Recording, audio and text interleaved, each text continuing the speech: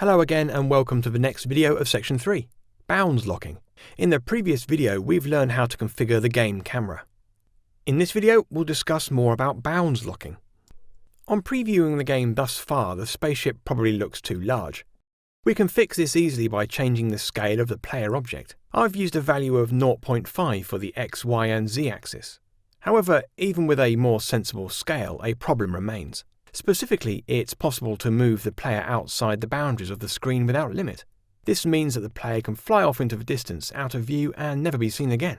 Instead, the camera should remain still and the player movement should be limited to the camera view or bounds so that it never exits the view.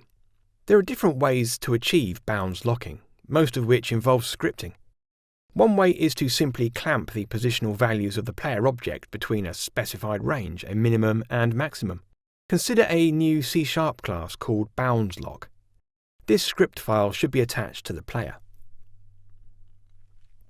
The late update function is always called after all the fixed update and update calls, allowing an object to modify its position before it's rendered to the screen. More information on late update can be found at this site.